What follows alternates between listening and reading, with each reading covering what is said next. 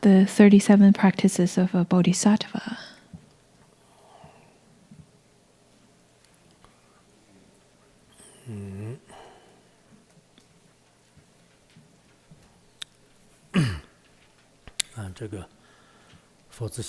The 37 practices of a Bodhisattva has 3 parts: the preliminary, the actual context, and then the dedication of merit. Within the first one, it talks about the 7 kinds of Dharma.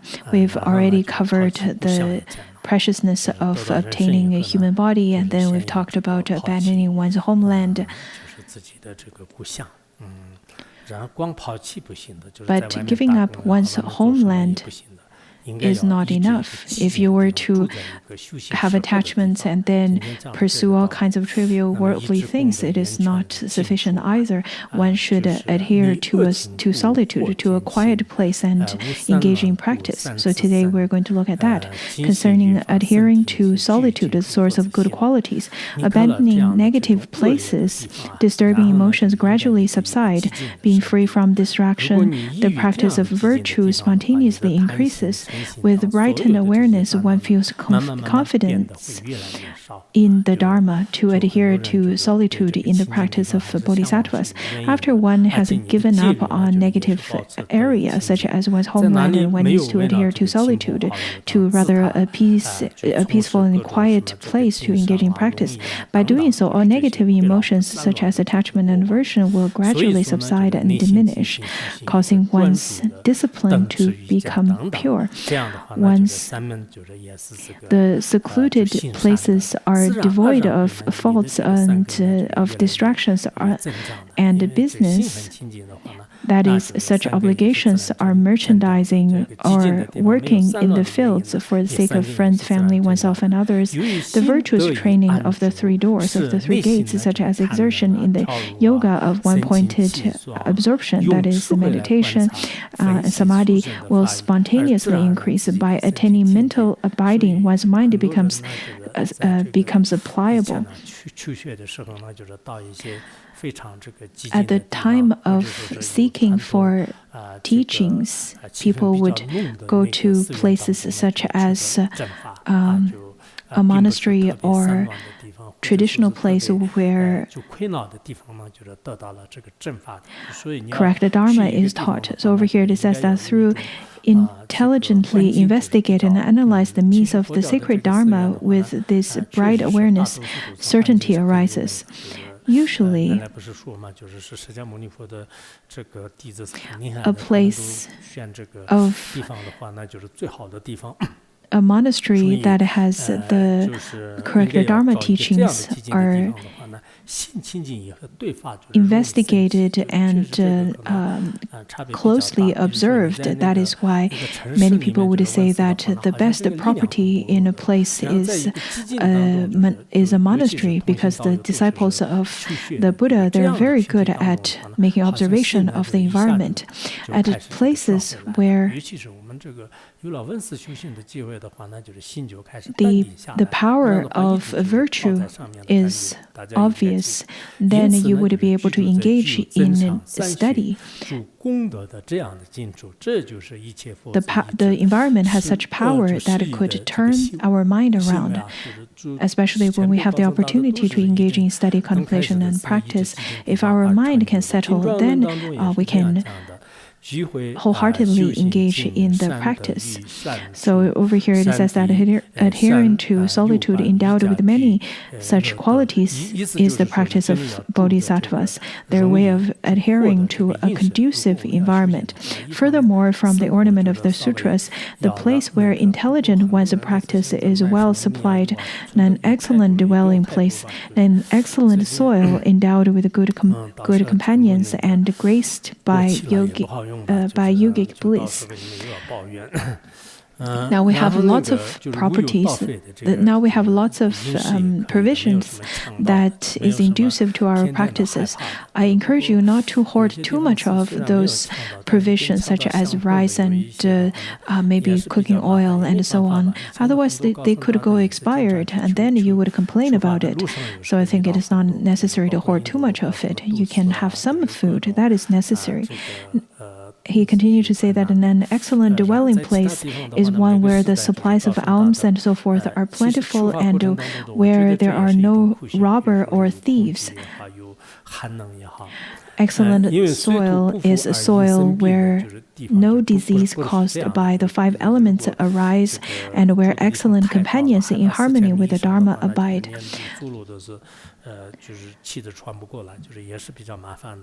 If you live in a really high altitude, such as 4,000 meters and above, it's difficult for you to walk and it's very difficult for you to breathe. That would be difficult. So maybe it is better for you to find a place that is in lower altitude and engage in meditation. On top of that, it is essential for you to be with excellent companions and in harmony with the Dharma abide. It is a place graced with the qualities of yogic bliss. Since there are no hindrances to meditative absorption, one must stay in such a place. According to Letter to a Friend, it states as the following: one remains in a place that is conducive and relies on the holy beings.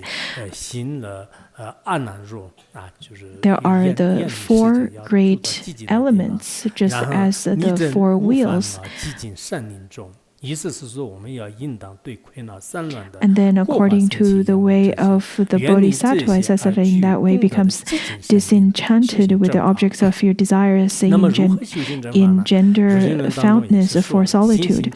In the midst of a peaceful forest empty of arguing and negative emotions, having become disenchanted with the shortcoming of distraction and business and having left them far behind, one must practice the Dharma in solitude endowed with good qualities. But how does one practice? Concerning this, the same source says, recalling the qualities of solitude pacifies thinking and meditate on bodhicitta. It is said that one needs to meditate upon compassionate love, the bodhicitta, whereby one exchanges oneself to the others. So the Tonglen practices is quite essential. In the same way, the Supreme Jeweled Cloud Sutra and the sutra requested by the householder Ugra explained that while abiding in solitude, one must engage solely in virtue. Nowadays, we have lots of people that enjoys chatter more so than the others. And some of people enjoys sleeping in rather than engaging in practice. In this way, you're squandering your time and your life. And if you can use your time over here, your life is meaningful, even if you can do it for one day.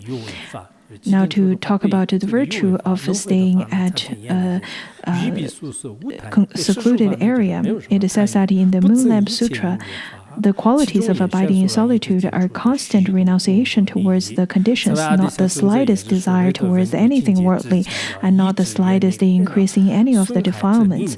Moreover, Lord Atisha proclaimed, until you have reached the stability, business will be harmful. Well, before you reach stability is very difficult to obtain. So unless you reach the stability, business will be harmful. Therefore, take a deep forest for solitude. Before you attain any kinds of stability, it is essential for you to stay in secluded areas such as a cave, such as in the forest, or in a monastery. That would be the best. Otherwise, I think the mundane beings can get influenced and distracted by the others very easily, even if you have the best intention to engage in solitude retreat.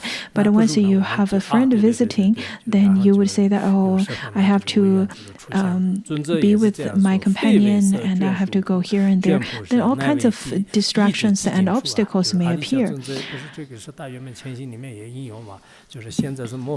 In his method for accomplishing the path of Mahayana, Lord Atisha teaches in the same way. He said that this is not the time to take up a retinue. This is the time to rely on solitude, along with further teachings. Nowadays, I think the Khenpos and Khenmos should contemplate upon it. It is not a time to use internet or use whatever kinds of methods to spread Dharma. It is not the time to get more retinues around. Rather, it is a time for you to stay indoor and practice mantra chanting. Even if people were to knock on your door, you should be still very quiet. Along with that, having stayed in solitude, one must come to give up the desires and concerns of this life. Solely practicing the Dharma for one should be without regrets at the time of death. Juntunpa then explains that this present time of degeneration is not a time when ordinary beings to actually benefit sentient beings without having first trained their mind. By remaining in solitude in the bodhicitta of love and compassion, Pothowa said staying in solitude in cause of samadhi to increase and also the cause for discipline to become pure.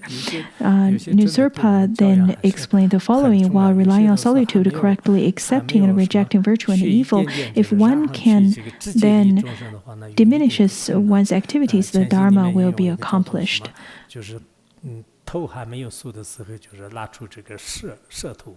These teachings are indeed quite crucial for us because lots of people, though without attaining a certain level of realization, they really want to go and benefit sentient beings without they themselves having been matured.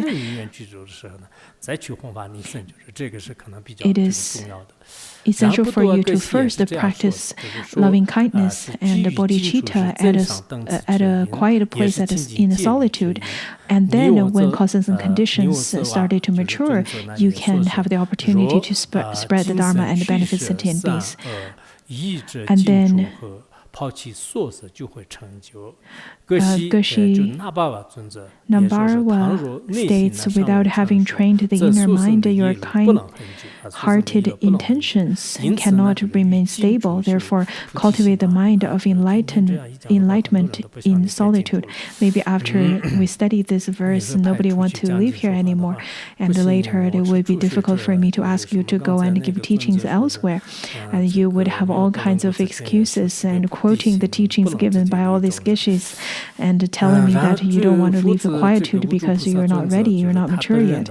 Well, furthermore, the great Gyaltse Tokme himself says, relinquishing attachments towards friends, enemies, enjoyments, and dear ones, one should ceaselessly meditate on the mind of enlightenment in a supreme place of solitude, so that all beings equal to the sky may be established in happiness. He taught so repeatedly and applied it in his own practice as well.